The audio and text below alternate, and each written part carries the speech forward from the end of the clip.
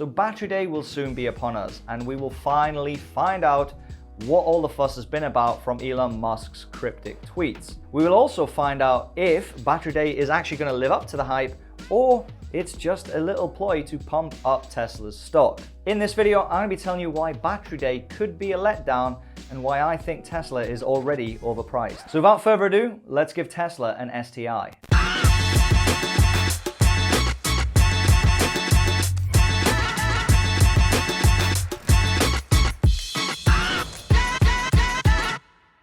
So I'm pretty sure all the Tesla fanboys at this point have already clicked that dislike button because you think Tesla's going to the moon and this video disagrees with you, therefore it is wrong. But I implore you to look at the alternative side.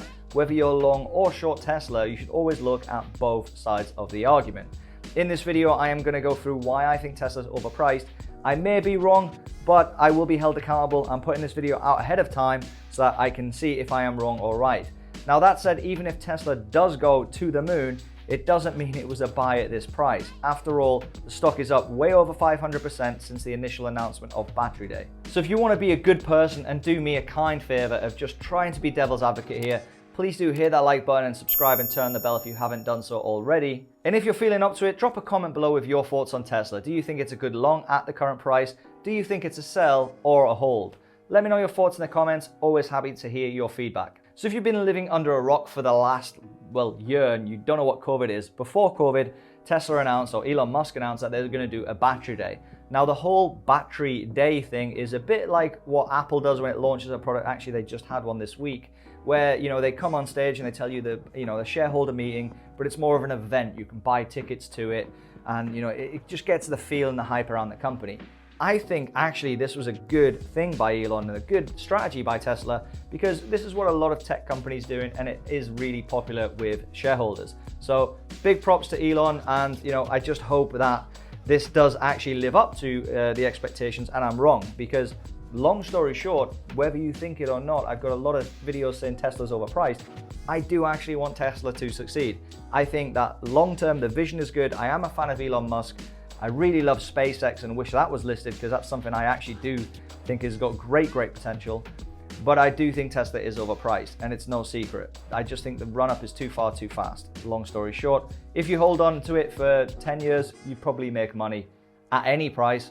But right now, I don't think it's a good entry and I'll tell you why. And the first real reason why it's overvalued is buy the rumor, sell the news. Every hedge fund manager or long-term investor and even people who are just good businessmen have all come up and said at some point, buy the rumor, sell the news.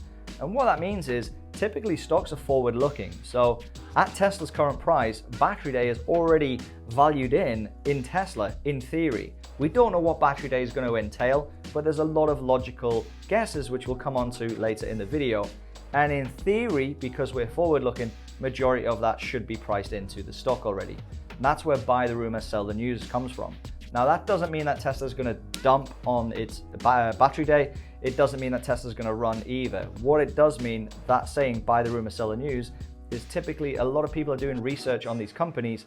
And when there's a big announcement, they tend to be priced in quite a lot. So just bear that in mind. That's sort of the first reason why I think Tesla is overvalued. And I think Battery Day might see some volatile action. So to reiterate that, if you think about it, let's say Tesla brings out a 1,000,000-mile battery, which we'll talk about later, or it brings out all the news that everyone's talking about and expecting.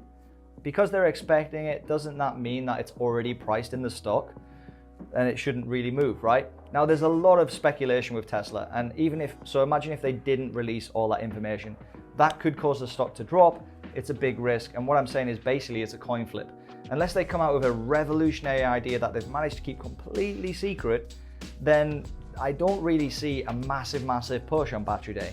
During the news conference, maybe with a bit of FOMO, but longevity, I think after a good couple of weeks of settling down, the hype will die down as well, and people will realize that, this was expected. Buy the rumor, sell the news. It genuinely is a legitimate saying. Check it out. Now, before we come on to the possible news on Battery Day, and let me tell you, the news on Battery Day I am a big fan of. If some of this comes off, I don't disagree. Tesla's definitely revolutionizing the EV market and maybe even the whole car market with some of this news. But I do think it is overvalued for a company that isn't really making money without grants. So you've got to bear that in mind. Okay, coming on to the news, the potential good news that might pump Tesla's stock even higher.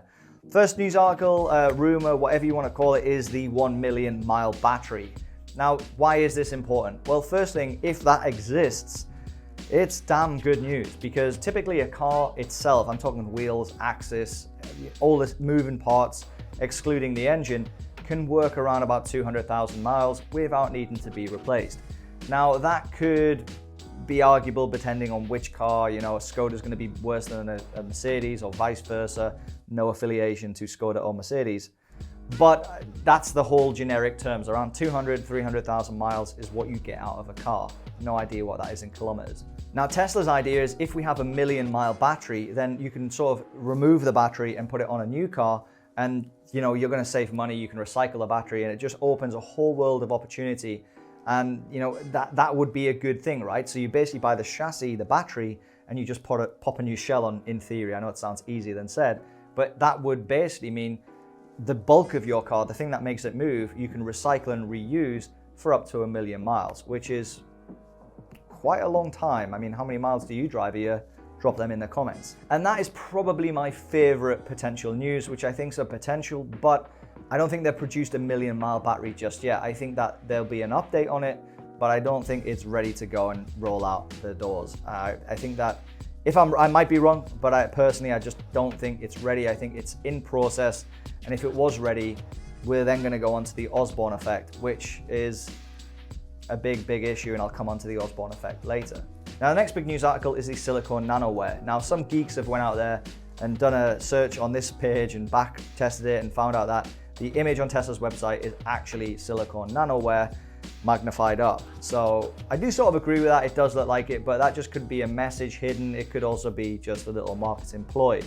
So there could be updates on that. But what is silicone nanoware? Well, it means basically in layman's terms, you're going to get more power and more bang for your buck on the battery side. So it's going to offer you more energy, more power at a lighter weight, which is critical in cars because the lighter the car, the more distance it can drive. So you can understand why Tesla is very interested in that subject. But on the flip side, does that mean then Tesla's going to move fully away from lithium batteries? What happens to the old Teslas? Do they continue making them? Does it also mean that the previous models will eventually become obsolete because you can't buy spare parts? It opens a few contradicting questions. I mean, it does, I know companies move forward and all that, but you're going to find it very hard to sell a Tesla tomorrow if you know that in a year's time, you can't buy spare parts. So just a little contradiction there, but I understand the hype. Just to be clear, don't comment below, you don't know what you're talking about. I get the hype. Okay, just chill. Goose fraba. Do you remember anger management? Okay, the next one, which has been massively rumored, is no cobalt in batteries. Now, if you didn't know, cobalt is essential to the battery process, and it is mined mainly in poor countries, and it is sold at an extortionate rate. Cobalt has been under the scrutiny of people, all investors all around the world for a long time, due to child labor exploitation, horrific working conditions. Throw in a few militias and a few little conflicts of war, and you've got a disaster. And now it turns out it's actually environmentally unfriendly as well. There's actually been a big debate whether cobalt is equally as environmentally as fuel, but that's open to debate if you put them on a scale, in my opinion. Now, I think this would be massive if Tesla's found a way to do a battery without using cobalt. I think it would revolutionize the industry, and not just the industry of cars, but also the industry down to the batteries you put in your remote control or them toys that your mum used to keep under the bed. I'm talking about my remote control cars. I mean, what did your mum keep under the bed that needed batteries? Next sort of rumor, news, whatever you want to call it on Battery Day, is the Maxwell Tech acquisition. Now, Maxwell, they have a patent on a dry cell electrode, which is pretty damn big news.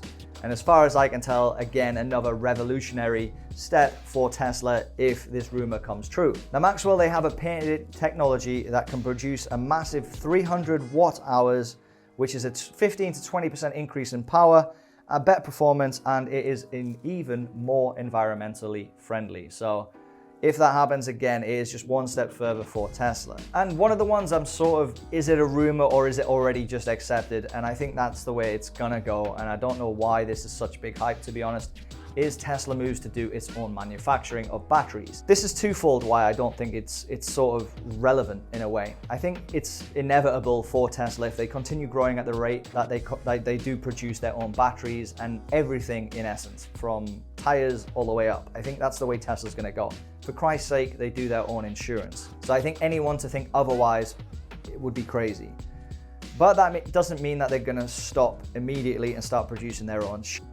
What it means is they're going to still be outsourcing because there's a big demand and they're still going to be going to other companies. It just might be that they're making another factory or they're stepping in that direction slowly. So I don't think that's sort of a home run news article. I think it's more of a given, in my opinion. What do you think? Are they going to do their own manufacturing?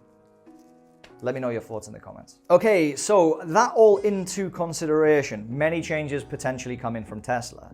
Now, I did mention the Osborne Effect. What the Osborne Effect is a computer company way back when computers were just coming out. They came out with different types of Windows-style PCs, and they said that in 12 months' time, I can't remember the exact time frame, we're going to have a computer that will revolutionize the computer world. And because they said that and they hyped it up so much, nobody bought their computers in the meantime, and the company went bankrupt. That's the Osborne Effect. Now, the Osborne Effect is probably not going to happen with Tesla, to be clear. But if you say that in 6 months' time, there's a 1,000,000-mile battery coming out, why would you buy a Tesla in the meantime? If you say that there's an environmentally cheaper friendly battery that's 15% more efficient, you're going to wait as well, you know? So this is why I'm saying Tesla is still appealing to people who have a lot of money. They're not a cheap car who can afford to sit around and wait.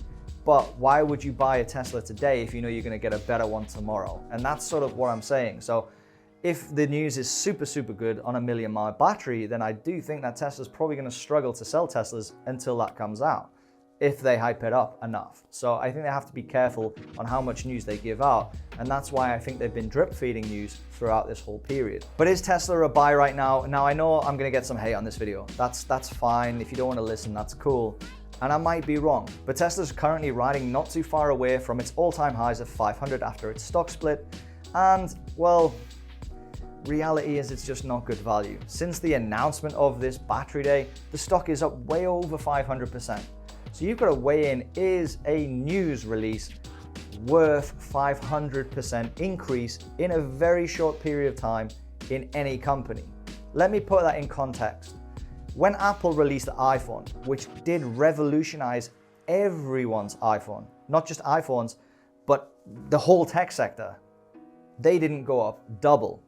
Tesla's gone up 5x. Just think about it, you know? And they aren't even appealing to the whole market, whereas iPhone literally changed the whole game for everyone. So that's why I'm very skeptical of Battery Day. Now, I'm not saying it's gonna go up or down from here. I'm just saying be very, very careful if you're gonna chase Tesla right now. In my opinion, it's better to miss the train than to get hit by the train. So just wait, time your entries, and you should be fine. Now, I know some people are going to comment as well, oh, you don't know what you're talking about, I'm in from Tesla from $100. Good for you, that is a good entry. Hold on to it with dear life. I'd do the same if I was in at $100, but this video is really aimed at people who are looking at buying Tesla on Battery Day or looking at selling Tesla. I don't want to tell you to sell or buy anything, because quite frankly, I can't, legally speaking. But just be wary that it isn't plain sailing for absolutely every stock in the world, and hype always has a pullback. So just please bear that in mind.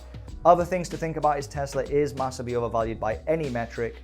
Simply Wall Street's algorithm says that it's overvalued by 300%. The PE ratio is well over 1,000, which is one of the highest I've ever seen in history, and their PEG is way over 20, currently at 26, which is just nuts. Their debt to equity is not great as well at 112%, but I'm not that too concerned about them figures because I do think, again, they're slightly exaggerated with this run-up, with the FOMO that is in Tesla. So again, to summarize my opinion, I am not that interested in buying Tesla anywhere near 500. My opinion, I've always said from day one, 200, 250, it becomes a little bit more appealing to me, and it might never get there. It may never get there, to be clear, but if it doesn't, I look for a different play. There is plenty of plays out there. If you want to know what plays I'm currently in, buying and selling, check out the Patreon in the description. I give out instant updates there. There's also a private WhatsApp group via that link as well, so check that out. If you are new here, please do like, comment, and subscribe. And if you are watching this far in the video, drop the code word below Elon, just so I know who's, a real fan. Thanks very much for watching. Check out these two videos if you want to learn more on stocks, and I'll see you in the next one. Peace.